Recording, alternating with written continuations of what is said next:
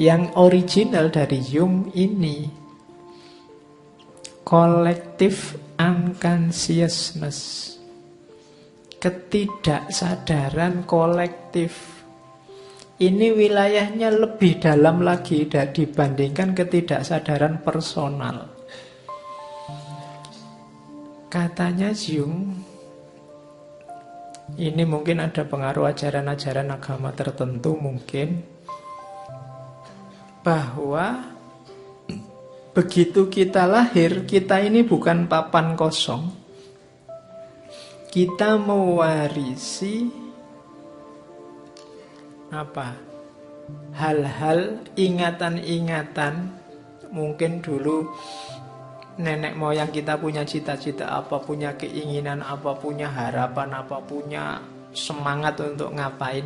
Yang semacam ini nanti bisa diwariskan dari generasi ke generasi, akumulatif. Katanya Jung, ada sisa psikis perkembangan evolusi manusia yang menumpuk dari generasi ke generasi. Dan ini, apalagi yang ini, yang tadi aja nggak disadari, apalagi yang ini. Collective unconsciousness. Itu yang bikin misalnya kadang-kadang kamu heran, kok bisa ya orang Yahudi itu seperti itu semua. Mungkin cerdik, cenderung agak tricky, kemudian kok bisa ya etnis ini kok sukses terus kalau bisnis. Kok bisa ya? Nah, itu ada warisan-warisan dari nenek moyangnya. Otomatis begitu.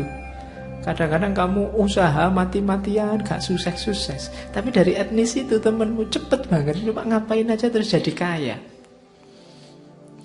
Itu ada collective unconsciousness. Jadi dia otomatis dia mewarisi itu dari nenek moyangnya. Jadi diwariskan dari kakek nenekmu. Tadi ada orang introvert, ada orang ekstrovert, itu bisa dilacak ke belakang dulu-dulunya. Kemungkinan kakek nenek moyangnya kecenderungannya seperti itu juga. Ya meskipun tidak harga mati, tapi ini nyetir kepribadianmu. Makanya ada, kalau orang Jawa itu cenderung lembut, cenderung tidak mau cenderung melunak. Sementara etnis tertentu biasanya lebih suka keras, lebih suka tegas, lebih suka. Itu warisan genetik. Saya pernah baca buku itu, bahkan batin, sikap batin itu berpengaruh pada DNA seseorang. Yang itu bisa diwariskan. Misalnya dulu kakekmu pacaran terus patah hati. Ya. Karena patah hati terus sumpek terus, kakekmu itu hidupnya murung, terbayang-bayang pacarnya terus meskipun kawin sama orang lain. Nah, kemurungan ini biasanya kan kalau ditinggal itu sangat dalam kan, yang diingat terus itu. Ini bisa mempengaruhi struktur DNA-nya. Dan ini bisa diwariskan. Ketika punya cucu, punya anak, itu kemungkinan anaknya punya watak pemurung yang sama, meskipun belum diputus pacarnya. Hidupnya jadinya nggak ceria. Kenapa? Warisan DNA. Ada buku yang bahas bagaimana DNA itu bisa dibangkitkan, bisa diwariskan, bisa dimanipulasi. DNA ini kan warisan struktur. Jadi kalau kamu cengenges-cengenges, apa kamu ngamuan, apa kamu itu coba dicek ke atas. Ya, kira-kira mewarisi DNA yang mana?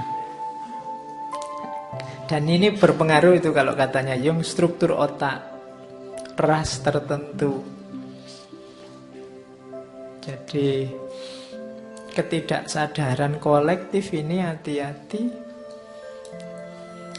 Kalau dia dominan, orangnya kadang-kadang bisa terjebak. Kalau sakit jiwa namanya fobia, delusi. Kalian kan nggak tahu ujungnya kemana, tiba-tiba kok saya kok fobia ya sama ketinggian. Nggak ada peristiwa awalannya di mana. Saya juga nggak pernah naik gunung, nggak pernah naik roller coaster apa-apa, kok yo aku fobia ketinggian, itu bisa jadi warisan collective unconsciousness.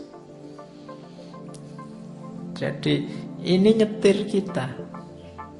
Kalau kita tidak sadar dan ini dominan, kita agak kayak orang sakit jiwa. Makanya tadi kalau di Jung, ketidaksadaran personal atau kolektif ini harus kita hati-hati dan kita kelola dengan baik. Kalau tidak, ini membanjir keluar tanpa terkontrol, ya kita bisa terkena beberapa penyakit jiwa. Jadi orang-orang di pinggir jalan yang sakit jiwa itu antara lain ya gejalanya ini. Kita ngomong apa, dia ngomong apa. Karena dia tidak bisa lagi mengontrol wilayah kesadarannya. Bawah sadarnya membanjir keluar.